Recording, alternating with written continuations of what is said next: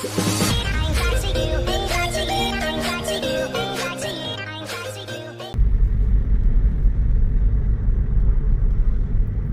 ندخل منطقة كوبا. هذه منطقة كوبا، البوابة مالها.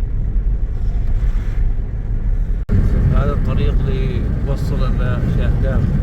نحن حاليا في كوبا متوجهين إلى تلفريك شاهدام.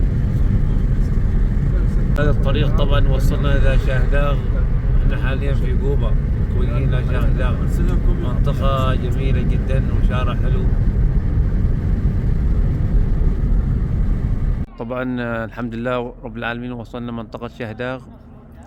هذه منطقة شهداغ اللي فيها التلفريك.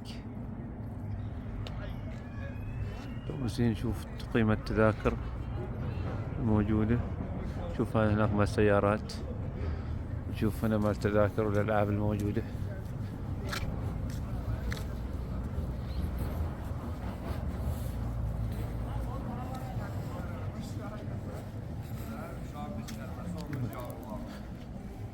هذه الفعاليات، في تلفريك، في ركوب الحصان، وأيضا في رماية، في باراشوت، في أكثر عن شيء.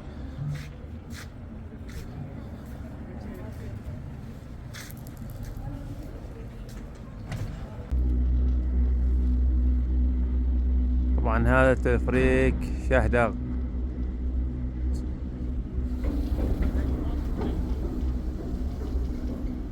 طبعا هذا تلفريك شاهداغ. طبعا سعر التذكرة تقريبا 4 ريال عماني. تلفريك بس يعني ما هو تلفريك كبير، تلفريك صغير يعني مقارنة بتلفريك اللي في تركيا.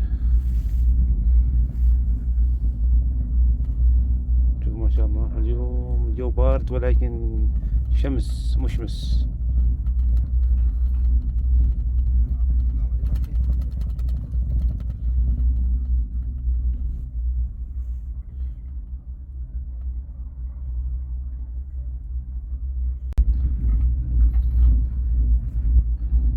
طبعا اقتربنا من الوصول إلى النهاية، نقطة البدء في تلفريك شاهداغ.